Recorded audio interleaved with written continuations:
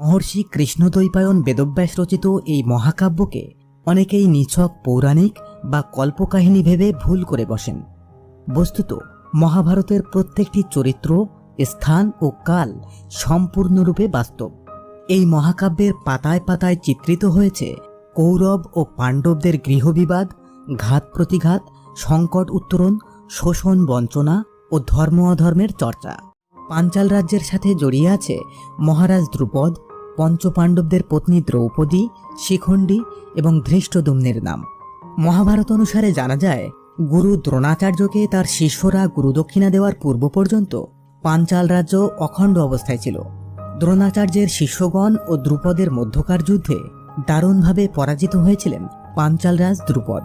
কিন্তু দ্রোণাচার্য সম্পূর্ণ রাজ্য জয় করেও গুরুভাই দ্রুপদকে অর্ধেক পাঞ্চাল তথা দক্ষিণ পাঞ্চাল রাজ্যের রাজ্যভার প্রদান করেন।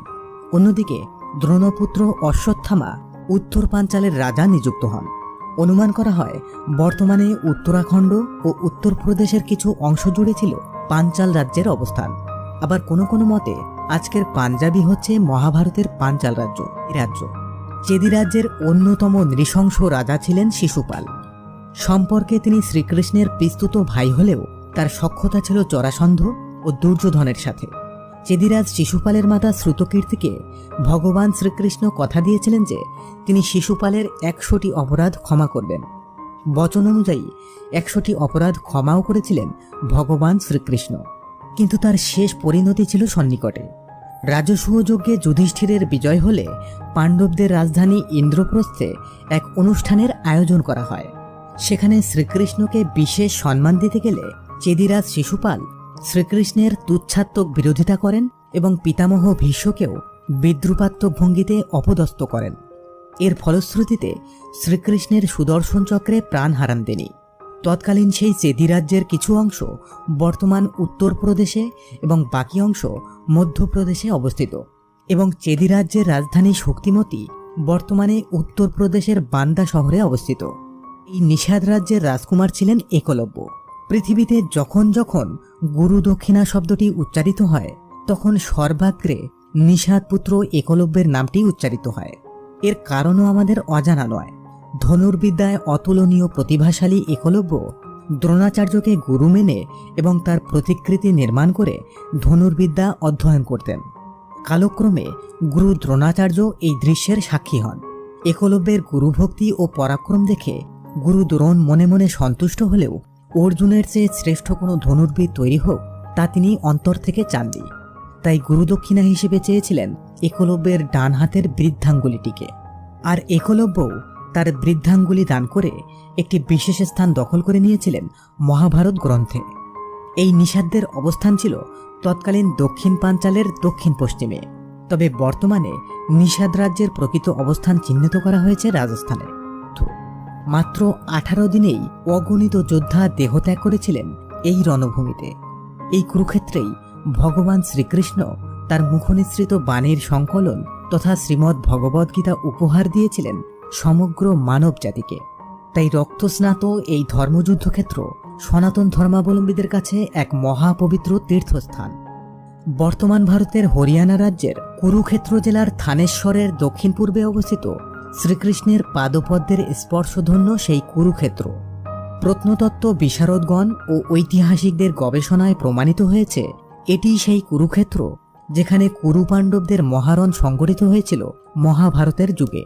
এছাড়াও মহাভারতের যুগের প্রমাণ হিসেবে এখানে দেখা মেলে ব্রহ্ম সরোবরের। এই সরোবরেই কুরুক্ষেত্রের যুদ্ধের শেষ দিনে দুর্যোধন আত্মগোপন করেছিলেন। পাশাপাশি কুরুক্ষেত্র প্যানোরামা এবং বিজ্ঞান মঞ্চ এবং ধরোহর জাদুঘরেও দেখা মেলে মহাভারতের যুগের প্রাচীন প্রমাণপত্র। আবার কুরুক্ষেত্রের পার্শ্ববর্তী জ্যোতিষার নামক স্থানটিও তীর্থযাত্রীদের কাছে অনেক গুরুত্বপূর্ণ, কারণ কিংবদন্তি রয়েছে এখানকার একটি বটগাছতলায় ভগবান শ্রীকৃষ্ণ অর্জুনকে ভগবদ্গীতার বাণী উপহার দিয়েছিলেন। এছাড়াও অঙ্গরাজ্য তথা সূর্যপুত্র কর্ণের রাজ্যের বর্তমান অবস্থান হিসেবে চিহ্নিত করা হয় দক্ষিণ পশ্চিম বিহার, ঝাড়খণ্ড এবং পশ্চিমবঙ্গের কিছুটা অঞ্চলকে। সুরসেন রাজ্যে জন্মগ্রহণ করেছিলেন স্বয়ং ভগবান শ্রীকৃষ্ণ, যার রাজধানী ছিল মথুরা। এই রাজ্যটি বর্তমানে উত্তরপ্রদেশের অন্তর্গত। কুন্তিভোজ ছিল মহারাজ পাণ্ডুর প্রথমা স্ত্রী কুন্তির জন্মস্থান, অর্থাৎ যুধিষ্ঠির, ভীম ও অর্জুনের মাতুলালয় ছিল এই কুন্তিভোজ রাজ্য। এই রাজ্যটি বর্তমানে রাজস্থানের অন্তর্গত বলে ধারণা করা হয়। এছাড়াও মহাভারতে অম্বা, অম্বিকা আর অম্বালিকা কাশীর রাজকন্যা হিসেবে উল্লেখিত। কাশীর রাজধানী ছিল কাশীপুর, যা বর্তমানে বারাণসী নামে সমধিক পরিচিত। উত্তরপ্রদেশের অন্তর্গত এই রাজ্যটি আজও গঙ্গা নদীর অববাহিকায় অবস্থান করছে। এই সুবৃহৎ আলোচনা শ্রবণ করার পর আপনারাই বলুন, মহাভারতকে পৌরাণিক বা কাল্পনিক গাথা হিসেবে মূল্যায়ন করা কতটা ঠিক এবং কতটাই ভুল। গান্ধার রাজ্যের তৎকালীন রাজা সুবলের কন্যা গান্ধারীর সাথে বিবাহ বন্ধনে আবদ্ধ হয়েছিলেন কুরু রাজ্যের মহারাজ জন্মান্ধ ধৃতরাষ্ট্র। কিছুটা ভীষ্মের প্রবল পরাক্রমের ভয়ে জন্মান্ধ ধৃতরাষ্ট্রের সাথে বিবাহ সম্বন্ধে রাজি হয়েছিলেন গান্ধারী। রাজা সুবল ও রাজকুমার শকুনিও এই একই কারণে তাদের কন্যা ও ভগিনীর বিবাহে দ্বিমত পোষণ করেননি। পরবর্তীতে এই শকুনি হয়ে ওঠেন কুরু রাজ্য পতনের অন্যতম প্রধান কারণ। আফগানিস্তানের কান্দাহার শহরটি হল প্রাচীন গান্ধার নগরী। এটি আজ ভারতবর্ষের থেকে আলাদা একটি ভূখণ্ড হিসেবে পরিগণিত হলেও একসময় এটিই ছিল আর্যাবর্তের একটি গুরুত্বপূর্ণ নগরী। তক্ষশিলা ছিল তৎকালীন গান্ধার রাজ্যের রাজধানী। পাণ্ডবদের উত্তরাধিকারী পরীক্ষিতকে এই তক্ষশিলার সিংহাসনে অধিষ্ঠিত করে হিমালয় যাত্রা করেছিলেন পঞ্চ পাণ্ডব ও দ্রৌপদী। কিন্তু রাজা পরীক্ষিত শ্রমিক মুনিকে অপদস্থ করার জেরে মুনিপুত্র শৃঙ্গের দ্বারা নাগদংশনে মৃত্যু হওয়ার অভিশাপ প্রাপ্ত হয়েছিলেন। এর ফলে সুরক্ষিত প্রাসাদের ভিতরে তক্ষক নাগ ব্রাহ্মণ বেশে প্রবেশ করে সগর্জনে তাকে দংশন করেন। এরপর পরীক্ষিত পুত্র জন্মেজয় এই তক্ষশিলাতেই সর্পশত্রু যজ্ঞের আয়োজন করেছিলেন তক্ষককে হত্যা করার উদ্দেশ্যে। এ যজ্ঞে বহু সর্প নিধনও করেছিলেন জন্মেজয়, তবে তক্ষককে নিধন করার উদ্দেশ্য সফল হয়নি। বর্তমানে পাকিস্তানের রাওয়ালপিন্ডিতে এই শহরের অবস্থান। মহাভারতের একটি গুরুত্বপূর্ণ স্থান হওয়ার পাশাপাশি এখানে রয়েছে পৃথিবীর প্রাচীনতম বিশ্ববিদ্যালয়। আবার ঋষি উদ্দালক বা অরুণী এই বিশ্ববিদ্যালয়ে অধ্যাপনা করতেন বলেও মতামত প্রদান করেন অনেক বিশেষজ্ঞরা। বলা হয় এখানেই কৌটিল্য তথা চাণক্য তার অর্থশাস্ত্রের রচনা করেছিলেন। কিংবদন্তি রয়েছে রাজা বিম্বিসার ও বুদ্ধের ব্যক্তিগত চিকিৎসক জীবক এখানেই চিকিৎসাশাস্ত্র অধ্যয়ন করেছিলেন। মহারাজ শান্তনু থেকে শুরু করে পিতামহ ভীষ্ম, ধৃতরাষ্ট্র, পাণ্ডু, দুর্যোধন ও শতকৌরব এবং পাণ্ডবদের স্মৃতিবিজড়িত হস্তিনাপুর শহরটি আজ কয়েক হাজার বছর পরেও মানচিত্র থেকে হারিয়ে যায়নি। একাধিক প্রত্নতাত্ত্বিক অনুসন্ধান ও গবেষণায় প্রমাণিত হয়েছে ভারতের উত্তরপ্রদেশ রাজ্যের মিরাট জেলায় গঙ্গার একটি পুরনো উপত্যকার তীরে অবস্থিত শহরটি হচ্ছে মহাভারতের হস্তিনাপুর স্থান। তাছাড়া এখানে অবস্থিত পাণ্ডেশ্বর মন্দির ও কর্ণ মন্দির সহ অনেক সুপ্রাচীন মন্দির এই স্থানকে মহাভারত যুগের সুস্পষ্ট প্রমাণ হিসেবে উপস্থাপন করে যাচ্ছে। মহারাজ পাণ্ডু মদ্রদেশের রাজকুমারী তথা মহারাজ শল্যের ভগিনী মাদ্রেকে দ্বিতীয় স্ত্রী হিসেবে বিবাহ করেছিলেন। মাদ্রি ও পাণ্ডু দুর্বাসা প্রদত্ত পুত্রেষ্টি মন্ত্রের মাধ্যমে অশ্বিনী কুমারদ্বয়ের ঔরসে নকুল ও সহদেব নামক যমজ সন্তান লাভ করেছিলেন। তাই মদ্রদেশ ছিল নকুল ও সহদেবের মাতুলালয় বা মামার বাড়ি। এই দেশের বর্তমান অবস্থান নিয়ে প্রায় 4টি মত প্রচলিত। সাধারণ মতে পাঞ্জাবের অন্তর্গত ইরাবতী ও চন্দ্রভাগা নদীর মধ্যবর্তী প্রাচীন দেশটি হচ্ছে মদ্রদেশ। দ্বিতীয় মতে বিরাট ও পাণ্ডুরাজ্যের মধ্যবর্তী পূর্ব দক্ষিণে বিস্তৃত জনপদই ছিল মদ্রদেশ। আবার তৃতীয় মতে বর্তমানের মাদ্রাজি হচ্ছে প্রাচীন মদ্র জনপদ। মদ্ররাজের নামানুসারেই মাদ্রাজ নামের উৎপত্তি বলে ধারণা করা হয়। পাশাপাশি আরও একটি মত বলছে বর্তমানে নেপাল এবং ভারতের একাংশে অবস্থান ছিল প্রাচীন এই মদ্রদেশের। মহাভারত অনুসারে মহারাজ ধৃতরাষ্ট্র নিজের পুত্রদের থেকে পাণ্ডবদের দূরে রাখতে এই ভূখণ্ডে রাজত্ব দান করেন ও শ্রীকৃষ্ণ অগ্নিদেবের সাহায্যে খাণ্ডব দাহন করা শুরু করলেন তাদের নতুন রাজধানী স্থাপন করার জন্য। এ সময় ময়দানবকে মৃত্যুর হাত থেকে রক্ষা করেছিলেন অর্জুন। এই ময়দানব ছিলেন দানব সমাজের বিশ্বকর্মাতুল্য। তিনি তার প্রাণ বাঁচানোর কৃতজ্ঞতা স্বরূপ পাণ্ডবগণকে ইন্দ্রপ্রস্থ নির্মাণ করতে গুরুত্বপূর্ণ সাহায্য করেছিলেন। ইন্দ্রপ্রস্থের সীমানা প্রাচীর ছিল এমন যাতে চাঁদের আলো পড়লে মনে হয় মেঘ ভেসে বেড়াচ্ছে। প্রাসাদের ভিতরে ছিল স্ফটিকের মতো জলাশয়। দুর্যোধন এই জলাশয় দেখে বুঝতে না পেরে তাতে পতিত হয়েছিলেন এবং তাই দেখে দ্রৌপদী ব্যঙ্গের হাসি হেসেছিলেন। মূলত এই অপমানের বদলা নিতেই ক্রোধান্বিত দুর্যোধন হস্তিনাপুর ফিরে গিয়ে পাশা খেলার কুমন্ত্রণা করেছিলেন। মানতাত্ত্বিক গবেষণা ও ঐতিহাসিকগণের অনুসন্ধানে বেরিয়ে এসেছে আজকের দিল্লি শহরটি হচ্ছে মহাভারতে বর্ণিত সেই অপরূপ শহর ইন্দ্রপ্রস্থ। জরাসন্ধ তার জামাতা কংসের মৃত্যু সংবাদ শুনে প্রতিশোধপরায়ণ হয়ে মথুরা আক্রমণ করেন, কিন্তু 17 বার মথুরা আক্রমণের পরেও জরাসন্ধ মথুরা জয় করতে ব্যর্থ হন।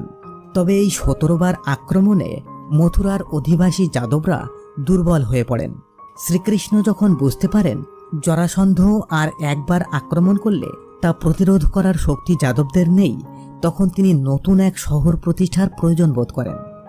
নতুন এই শহর প্রতিষ্ঠা করার জন্য শ্রীকৃষ্ণ দেবশিল্পী বিশ্বকর্মার সাহায্য নেন। বিশ্বকর্মা শ্রীকৃষ্ণকে নতুন শহর প্রতিষ্ঠা করার জন্য সমুদ্রদেবের কাছে ভূমি আহ্বান করার অনুরোধ জানান। অবশেষে শ্রীকৃষ্ণের আহ্বানে সমুদ্রদেব শ্রীকৃষ্ণকে 12 যোজন ভূমি দান করেন এবং এই ভূমিতেই নির্মিত হয় শ্রীকৃষ্ণের দ্বারকা নগরী। শ্রীকৃষ্ণের সেই দ্বারকা নগরী বর্তমানে ভারতের উত্তর পশ্চিমের রাজ্য গুজরাটের একটি শহর। এই দ্বারকা শহরে পরিচালিত একটি প্রত্নতাত্ত্বীয় অভিযানের মাধ্যমে সমুদ্রের প্রায় 36 মিটার নিচে আবিষ্কৃত হয় প্রাচীন এক নগরীর ধ্বংসাবশেষ। এই নগরীর স্থাপত্য শিল্প, পাথর দ্বারা নির্মিত বিভিন্ন আকারের নোঙর, ভবন ও দুর্গ তৈরিতে ব্যবহৃত নানা পাথরের ব্লক পরীক্ষা নিরীক্ষা করে বিজ্ঞানীরা নিশ্চিত হয়েছেন যে এই নগরী নির্মিত হয়েছিল আনুমানিক 5000 বছর আগে, অর্থাৎ মহাভারতের যুগে। মহাভারতের অন্যতম প্রসিদ্ধ রাজ্য হচ্ছে মগধ। এটি ভারতের 16টি মহাজনপদ বা অঞ্চলের মধ্যে অন্যতম। এই রাজ্যের প্রতিষ্ঠাতা ছিলেন মহারাজ বৃহদ্রথ। তার 2 পত্নী ঋষি চন্দ্রকৌশিকের আশীর্বাদে সন্তান প্রসব করেছিলেন। তবে তারা যে সন্তান প্রসব করেছিলেন তা ছিল অর্ধেক, অর্থাৎ 2 রানী একই সন্তানের অর্ধেক করে প্রসব করেছিলেন। এ সময় জরা নামক এক রাক্ষসী এই 2টি অর্ধাংশ জুড়ে দেন। এর ফলে এই রাজকুমারের নাম হয়েছিল জরাসন্ধ। একই সাথে জরাসন্ধ বরপ্রাপ্ত হয়েছিলেন যে তাকে আপাদমস্তক ছেদন না করা পর্যন্ত তার মৃত্যু হবে না। রাজা হিসেবে জরাসন্ধ ছিলেন প্রবল পরাক্রমশালী ও মহাবলী। তাকে বধ করার জন্য দ্বিতীয় পাণ্ডব ভীম শ্রীকৃষ্ণের পরামর্শে তার কুস্তির আখড়ায় জরাসন্ধকে উলম্বভাবে বিচ্ছিন্ন করে দেন। প্রাচীন মগধ রাজ্য বর্তমান বিহারের পাটনা, গয়া আর বাংলার কিছু অংশ নিয়ে গঠিত ছিল। মহারাজ বিরাটের নামানুসারে এই রাজ্যকে বিরাট রাজ্যও বলা হয়ে থাকে। মৎস্যদেশ তথা বিরাট রাজ্য ছিল পাণ্ডবদের একটি মিত্র দেশ। 12 বছর নির্বাসনের পর এখানেই ছদ্মবেশে 1 বছর অজ্ঞাতবাস পার করেছিলেন পঞ্চ পাণ্ডব ও দ্রৌপদী। দুর্যোধন এই বিরাট রাজ্য আক্রমণ করেছিলেন, কিন্তু সে সময়ে বিরাটের সমস্ত সৈন্য দক্ষিণে অন্য এক যুদ্ধে ব্যস্ত ছিল। অবস্থা বেগতিক দেখে বিরাট রাজ্যের রাজপুত্র উত্তর বৃহন্নলারূপী অর্জুনকে সঙ্গে নিয়ে মোকাবেলা করেছিলেন হস্তিনাপুরের বিরাট সৈন্যবহরের, এবং বলাই বাহুল্য সে যাত্রা অর্জুনের রণনৈপুণ্যে পরাজিত হয়েছিলেন হস্তিনাপুরের সুপ্রশিক্ষিত সৈন্যদল। বর্তমানে বিরাট রাজ্যের অবস্থান নিয়ে ভিন্ন ভিন্ন মত পোষণ করেছেন গবেষকগণ। একটি মত বলছে মৎস্যদেশ বা বিরাট রাজ্যের বর্তমান অবস্থান রাজস্থানের জয়পুর জেলায়। বলছে বিরাট রাজার গোধন তথা গাভীর সংখ্যা ছিল বিপুল, তবে মাঝে মধ্যেই ডাকাতরা আক্রমণ করে গাভী নিয়ে পালিয়ে যেত। তাই রাজা নদীর তীরবর্তী একটি সুরক্ষিত স্থানে তার গাভীগুলোকে বেঁধে রাখতেন। এরপর পরবর্তীতে এই স্থানের নাম হয় গাইবান্ধা এবং তারপর গাইবান্ধা। বর্তমানে এই গাইবান্ধা বাংলাদেশের উত্তরাঞ্চলের একটি জেলা। বিশেষজ্ঞগণের ধারণা গাইবান্ধা জেলার গোবিন্দগঞ্জ এলাকায় বিরাট জনপদের অস্তিত্ব বিদ্যমান ছিল। এই সুবৃহৎ আলোচনা শ্রবণ করার পর আপনারাই বলুন, মহাভারতকে পৌরাণিক বা কাল্পনিক গাথা হিসেবে মূল্যায়ন করা কতটা ঠিক এবং কতটাই ভুল।